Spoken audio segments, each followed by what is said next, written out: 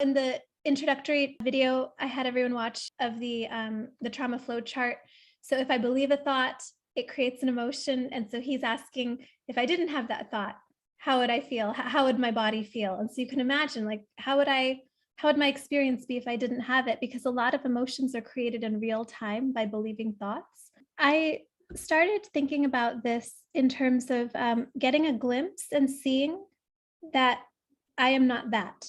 So oftentimes if I buy into something and then I'm feeling it, it can feel like this is totally like the absolute end all be all of reality. And then if I don't think that, I say, how would I feel if I didn't think that? It gives me a glimpse of how literally that thought is creating suffering.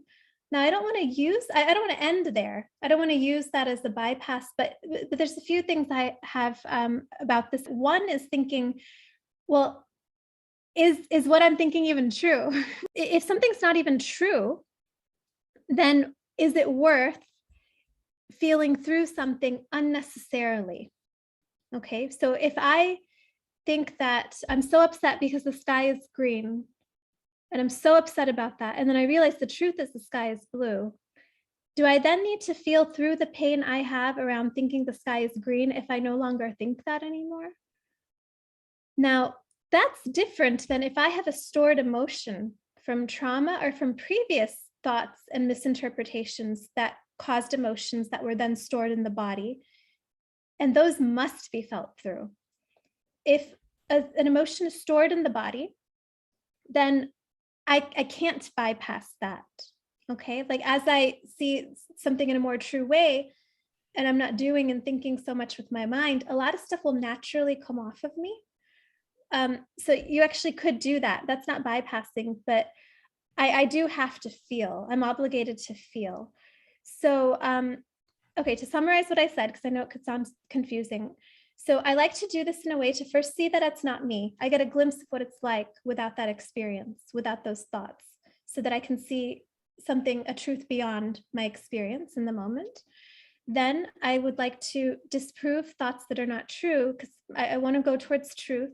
And I don't want to experience unnecessary suffering caused by the thoughts that are being created, or the emotions that are being created by these thoughts. And then finally, the emotions that are already stored in my body, I do need to feel those through.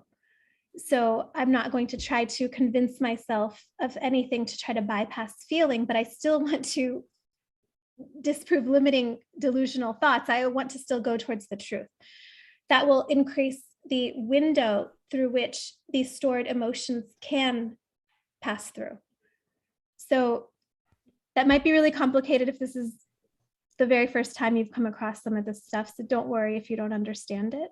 It'll be in the recording that you can go over it later. So that's absolutely true. And in my experience, everything you've just said, but I think that's extremely high level. That's actually where this practice goes. It literally goes to not paying attention to thoughts. So that's absolutely right. For those of us who are still suffering with thoughts, that's where we can question them to render them powerless in the creating of emotions. But if we're not identified them, like is not even taking them seriously, he just knows that they're chatter. It's not even at the point where it's creating an emotion when we see it for what it is. So he doesn't have to worry about it too much. But for those of us who are buying in, which is 99% of people, I would say, we want to question it. And then the thought starts to feel like chatter once we've done that. Does that make sense? Or does anyone have any questions? One amazing Rupert Spira video, I'm going to post it as well. He talks about how even once we know who we are and our identity, and we're not, buying into thoughts, or some people are not having any thoughts, there's still a lot of residue left in the body that we do need to work through. It really solidifies for me, like what feels like my path is that we have to do both. So this part you'll already know. And then this part we're going to still do. We're not going to just stop doing it. When you say things like, I don't believe the sensation, okay. Can a sensation be believed? It's not like a conceptual thought. Sensation, I'm thinking of, this is still here. It's not absolute reality. It's still here, but it's your direct experience. It's almost the only real thing we have in some ways, not real eternal, not real infinite, real in the sense that I'm experiencing this and I I can't manipulate my sensations usually the way the mind can manipulate. And so the sensations often serve as a physical barometer or biofeedback for our relationship with ourselves. And maybe you have a great relationship with yourself now, but maybe this is all the residue of the previous relationships that are stored in your body that need to be